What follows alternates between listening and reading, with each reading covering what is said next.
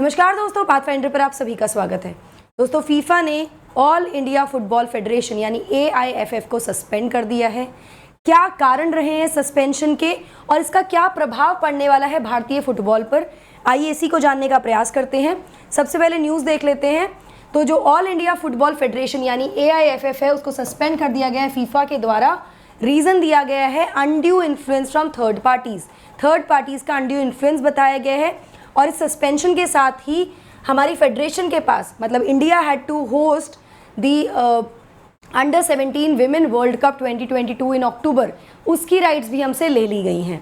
एक स्टेटमेंट जारी किया गया। फीफा ने कहा एक स्टेटमेंट में कि जो ब्यूरो ऑफ फीफा काउंसिल है, जो पूरा काउंसिल है फीफा का, उसने यूनानिमसली एक सहमति से डिसाइड किया ऑल इंडिया फुटबॉल फेडरेशन को सस्पेंड करने के लिए विद इमीडिएट इफेक्ट। मतलब जैसे ही ऑर्डर पास हुआ तभी से सस्पेंशन लागू हो गया है because of the undue influence from third party, ऐसा कहा गया है। रीज़न दिया गया है कि जो इन्फ्लुएंस है उसकी वजह से एक सीरियस वायलेशन है फीफा के स्टैट्यूट का, जो फीफा के रूल्स एंड रेगुलेशंस हैं उसका वायलेशन माना जा रहा है इस इन्फ्लुएंस को। तो चलिए पहले हम फीफा के बारे में थोड़ा समझ लेते हैं। फीफा एक अंतर्राष्ट्रीय गवर्निंग बॉडी है, association of basically football, beach football and futsal के लिए।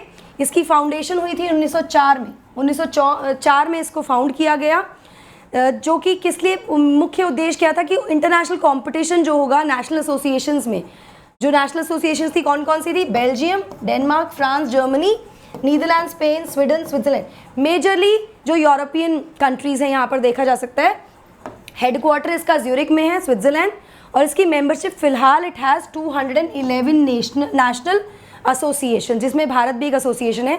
यहाँ मैं आपको बता दूँ रशिया को सस्पेंड कर दिया गया है 2022 में, अब भारत को भी सस्पेंड कर दिया गया है। ठीक है, क्या है पूरा मुद्दा, क्यों why AIFF is banned, number 1 ये जानने का प्रयास करेंगे। साथ में इसके क्या प्रभाव आने वाले हैं भारतीय फुटबॉल पर ये जानेंगे, और साथ में ये भी देखेंगे कि बैन को लिफ्ट करने के कोई तरीके हैं क्या, कोई सोल्यूशन है क्या जिससे कि बैन को लिफ्ट किया जा सकता है। इन सभी चीज़ों के बारे में बात करेंगे। बट बिफोर मूविंग फॉरवर्ड, आप मुझे पाथफाइंडर के टेलीग्राम चैनल पर फॉलो कर सकते हैं मेरी सभी क्लास की अपडेट और शेड्यूल के लिए। आप अनअकैडमी ऐप पर भी मुझे फॉलो कर सकते हैं मेरी स्पेशल क्लास और प्लस कोर्सेज के लिए। दोस्तों, एनरोल करने के लिए आपको सिर्फ मेरा कोड यूज़ करना है NDLive10।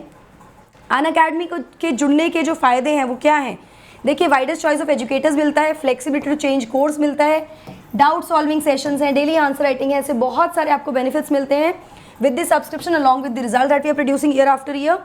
प्राइस हाइक 19 अगस्त से रात 12 बजे तक हो जाएगा, इसके बाद से प्राइस बढ़ जाएगा। चांसेस हैं कि 10,000 रुपये तक प्राइस ऊपर जाएगा सब्सक्रिप्शन का। अगर आपने अभी तक एनरोल नहीं किया है, अभी जाइए एनरोल कीजिए विद माय कोड NDLive10। चलिए बात करते हैं कि सस्पेंड क्यों किया गया है फीफा द्वारा ऑल इंडिया फुटबॉल फेडरेशन को। तो बहुत क्लियरली ये कहा गया है कि मेंबर जो एसोसिएशन है, जो भी फीफा की मेंबर एसोसिएशन है, जैसे इंडिया की जो AIFF है वो भी मेंबर एसोसिएशन है, उनको किसी भी तरह के लीगल और पॉलिटिकल इंटरफेरेंस से फ्री होना चाहिए। मतलब किसी भी तरह का थर्ड पार्टी इंटरफेरेंस नहीं होना चाहिए। फीफा ने कहा है कि बहुत अनड्यू इन्फ्लुएंस रहा है थर्ड पार्टीज़ का ऑन AIFF, जिसकी वजह से जो फीफा का स्टैट्यूट है उसका बहुत सीरियस वायलेशन हुआ है, जिसको ध्यान में रखते हुए AIFF को सस्पेंड किया गया है ना। यहाँ पर एज पर फीफा स्टैट्यूट जो भी मेंबर फेडरेशंस हैं, they should not be subject to legal and political interference in their respective countries.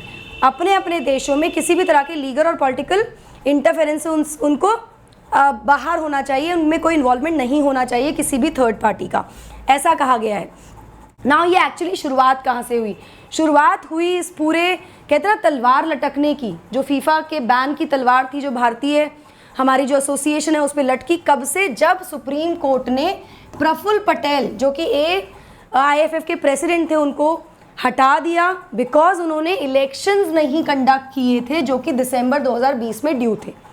ठीक है, इसके साथ साथ सुप्रीम कोर्ट ने एक 3 मेंबर कमिटी ऑफ एडमिनिस्ट्रेटर्स को भी गठित किया, अपॉइंट किया, जिसको हेड करने की जिम्मेदारी किसको दी गई, सुप्रीम कोर्ट के ही एक जज AR दवे को, ताकि वो ऑर्गेनाइजेशन के सारे अफेयर्स को मैनेज करें।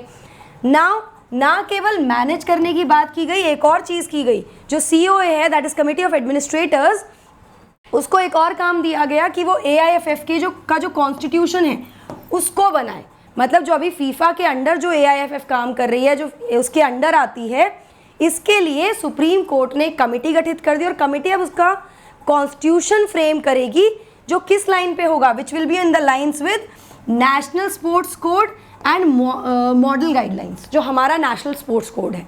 तो that is basically according to FIFA violation of the statute of FIFA, जिसकी वजह से सस्पेंशन किया गया है।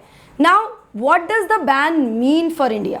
अब इस बैन से प्रभाव क्या पड़ेगा? देखिए सीधी सी चीज़ है, क्योंकि हम सस्पेंडेड मेंबर हैं तो इंडिया वर्ल्ड कप जो होने वाला था, अंडर 17 विमेन वर्ल्ड कप, उसको होस्ट नहीं कर सकता। पहली चीज़, अब एक तो हम जो होस्टिंग राइट्स है वो खो चुके हैं, इसके अलावा भी एक और समस्या है, इसके अलावा जो भी हमारी टीम्स हैं, फुटबॉल टीम्स हैं, चाहे वो इंडियन मेन टीम हो या विमेन टीम नेशनल टीम्स हो, वो किसी और राष्ट्र की नेशनल टीम के साथ अब खेल ही नहीं सकती है कोई भी टूर्नामेंट किसी भी एज ग्रुप में। मतलब एक तरह से कंप्लीट बैन लग गया है फिलहाल, जब तक ये सस्पेंशन जारी रहेगा। ठीक है, ना केवल इतना, जो इंडियन क्लब्स हैं वो भी पार्टिसिपेट नहीं कर सकते हैं कॉन्टिनेंटल टूर्नामेंट्स में। मतलब क्लब्स भी, नेशनल टीम्स तो पार्टिसिपेट करेंगी नहीं, क्लब्स भी पार्टिसिपेट नहीं कर सकते। द ओनली ब्रीदर, इकलौती जो राहत की सांस है वो कहाँ मिली है कि जो भी डोमेस्टिक कॉम्पिटिशन्स हैं हमारे, जो देश के डोमेस्टिक कंपटीशन है, जैसे कि इंडियन सुपर लीग हुआ या आई लीग हुआ, ये अपने शेड्यूल के अनुसार चल सकते हैं। तो ये हमें एक राहत की सांस यहाँ पर दी गई है। नाउ इस बैन को लिफ्ट कैसे कराया जा सकता है, इस बैन को कैसे लिफ्ट किया जा सकता है? फीफा ने इस संदर्भ में भी बहुत ही क्लियर इंडिकेशंस दिए हैं, क्लैरिटी से बता दिया है कि क्या करना होगा AIFF को अगर सस्पेंशन को हटाना है तो देखिए यहाँ कहा गया है कि सस्पेंशन को हटाया जाएगा जब जो ऑर्डर है to set up the committee of administrators, जो मैंने आपको बताया COA है ना, ये मई में हुआ है, अभी मई में किया गया था, मई में ऑर्डर आया था, उसके बाद से एक फीफा की टीम भी इंडिया आई थी और उसके बाद ये देखा कि कोई चेंजेस नहीं है तो उसके बाद सस्पेंशन लगाया एक्चुअली।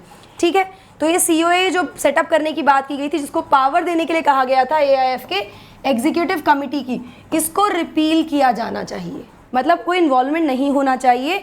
और जो ऑल इंडिया फुटबॉल एडमिनिस्ट्रेशन है, जो कि फीफा के साथ अलाइन करके काम करती है, एसोसिएशन काम करती है, वो पूरा कंट्रोल ले ले AIF के डेली अफेयर्स का। मतलब जो भी ऑल इंडिया फुटबॉल फेडरेशन है, उसकी जो भी चीज़ें हैं, जो भी रूल्स हैं, रेगुलेशंस हैं, उसकी सारी जिम्मेदारी वापस से AIFF एडमिनिस्ट्रेशन के अंडर होनी चाहिए, not on a third party, या फिर किसी थर्ड पार्टी के कहने पर नहीं होना चाहिए।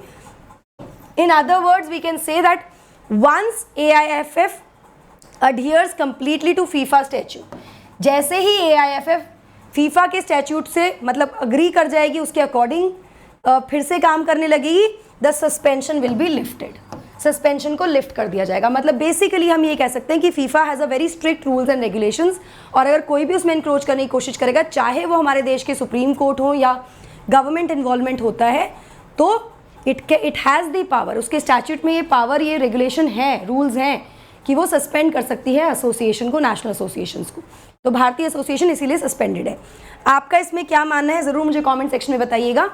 सो before we move forward guys, you can see, अगर आप सब्सक्रिप्शन लेना चाहते हैं तो आपको सिर्फ यहाँ पर एक रेफरल कोड मांगा जाता है, आपको रेफरल कोड डालना है NDLive10, और जैसे ही आप ये रेफरल कोड डालेंगे और इसको अप्लाई करेंगे तो you will see the change in prices, आपको 10% का डिस्काउंट मिल जाएगा इमीडिएटली।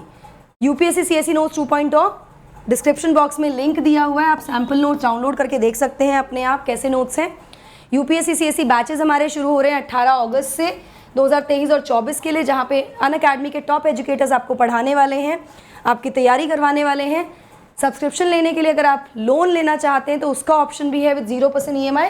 इस नंबर पर आप कॉन्टैक्ट करके बात कर सकते हैं, डिटेल्स ले सकते हैं। UPSC CSE सुपर कॉम्बैट ये 21 अगस्त को होने वाला है सुबह 11 बजे। अभी जाइए, एनरोल कीजिए, यहाँ पर आप अमेजन वाउचर्स भी जीत सकते हैं। एनरोल करने के लिए again you have to use my code NDLive10।